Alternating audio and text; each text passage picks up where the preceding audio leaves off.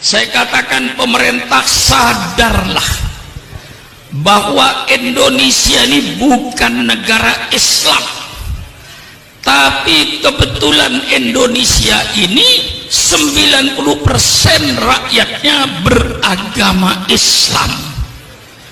Maka kalau pemerintah mau bikin undang-undang, mau bikin peraturan, pakai pikiran.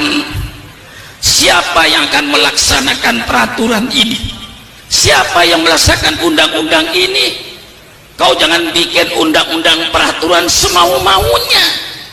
Pikirkan dulu, siapa yang akan melaksanakan peraturan yang kau bikin ini? Yang akan melaksanakan 90% beragama Islam. Jangan Anda bikin peraturan, ya Pak Jinuri ya.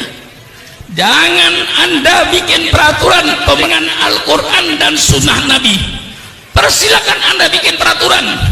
Kalau peraturan itu jelas-jelas bertentangan dengan Quran dan Sunnah Rasulullah, umat Islam siap untuk tidak mengerjakan. Oleh tokoh Islam berkata bahwa Islam tidak mengatur kehidupan manusia sehari-hari, itu keluar dari orang-orang yang bodoh dan tidak mengerti syariat Islam. Paham? Paham? Mestinya saya sudah tidak pidato begini. Dulu 40 tahun yang lalu saya begitu pidato begini. Tapi kalau sudah Islam dikutek-kutek, saya katakan jangan membangunkan macan tidur. Saya sudah tidur sebenarnya karena tua, tapi jangan coba-coba Islam itu dipermainkan. Syukur akan tampil sebagaimana dulu ketika umur 20 tahun, 30 tahun, tangan saya masih mampu untuk nonjok-nonjok. Kalau ini sudah menyangkut soal Islam, jadi orang yang berkata Islam tidak mengatur ekonomi, tidak mengatur politik, itu orang yang bodoh Islam. Ngaji, jangan Islamnya cuma asyhadu an la ilaha illallah wa asyhadu anna muhammadar rasulullah, tidak pernah belajar Islam, tidak pernah ngaji tafsir, tidak pernah ngaji hadis, lalu berkata bahwa Islam tidak mengatur kehidupan manusia. Itu keluarlah dari pemikiran orang-orang yang bodoh Islam. Paham? Mengatur ekonomi, mengatur ekonomi supaya pelaku ekonomi bermoral, yang dagang berakhlak, yang buka industri berakhlak. Ini tujuannya mengapa Islam bicara ekonomi, supaya pelaku ekonominya bermoral, berakhlak. Innama bu'itu liutammima makarimal akhlak. Paham? Mengapa Islam bicara politik? Intinya kata kuncinya satu, innama bu'itu liutammima makarimal akhlak. Mengapa Islam bicara politik? Islam bicara politik supaya pelaku politik bermoral, berakhlak. Sebagai seorang pemimpin, apa kewajibannya terhadap rakyatnya? Hai pemimpin-pemimpin, jangan kau berpikir apa yang akan saya ambil dari rakyat, tapi pemimpin berpikirlah apa yang akan kau berikan kepada rakyatnya itu.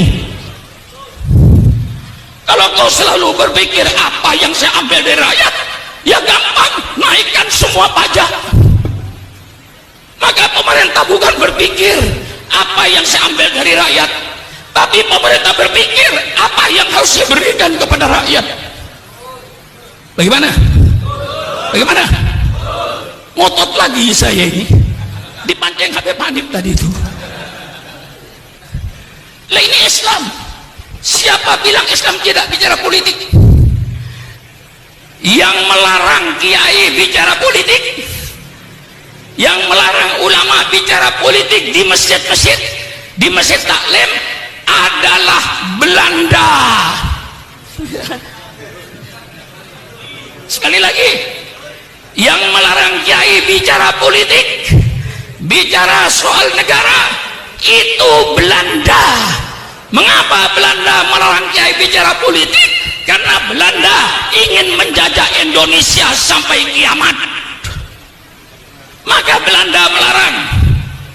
Banyak kitab-kitab, dulu Kiai Maskur mantan Menteri Agama cerita kepada saya, banyak kitab-kitab yang dilarang oleh Belanda yang membangkitkan semangat anak muda, namanya kitab Idotun Nasiin. Ya Kiai, masih ingat kitab Idotun Nasiin? Kitab Idotun Nasiin ini membangkitkan generasi muda. Kitabnya sekarang masih ada. Itu oleh Belanda dilarang.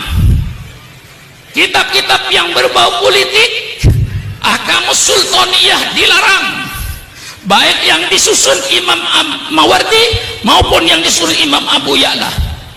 Tidak boleh bicara soal politik. Itu yang melarang Belanda. Yang melarang Belanda. Kalau sekarang ada tokoh di Indonesia melarang kiai bicara politik, berarti itu sisa-sisa.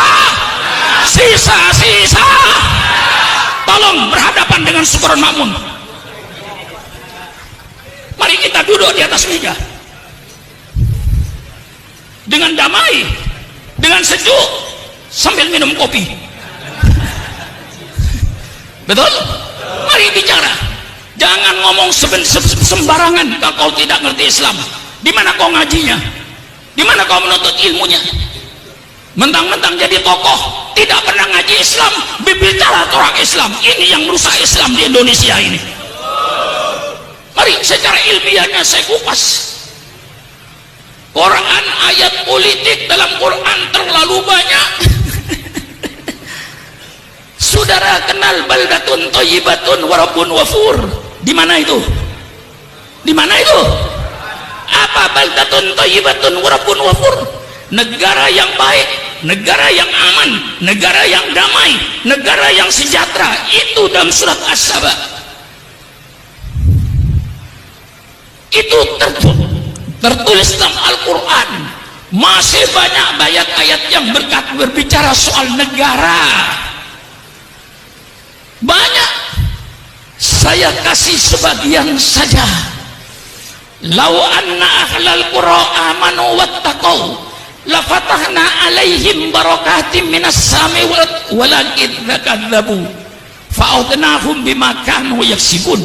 Ini ayat bicara politik negara.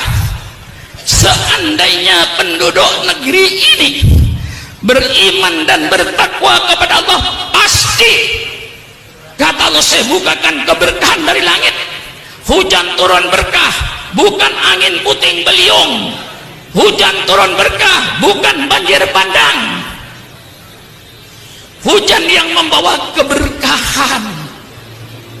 Kami buka keberkahan dari bumi. Buah-buahnya tumbuh, padinya tumbuh, jagungnya tumbuh, yang subur, makmur. Lau anna ahlal qura amanu wattaqau. Ini ayat menyebut suatu negara.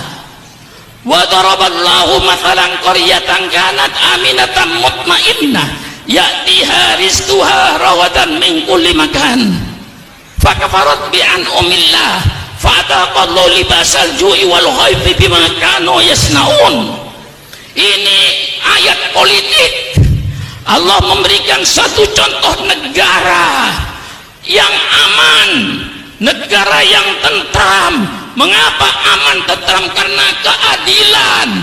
Allah datangkan rezekinya yang berlimpah ruah dari segala penjuru. Negara ini yang menjadi cita-cita setiap manusia. Negara seperti di Quran ini yang diharapkan oleh semua manusia. Tapi apa yang terjadi? Fakafarat bi an'amillah. Mereka lalu ingkar kepada nikmat Allah. Allah tukar. Fadaqahul libasal ju'i wal khawfi bima kanu yasnaun. Allah tukar rezeki yang berlimpah dengan kelaparan. Berapa banyaknya bangsa ini sedang lapar hari ini? Subhanallah, subhanallah. Allah tukar keamanan dan ketenangan dengan kegelisahan.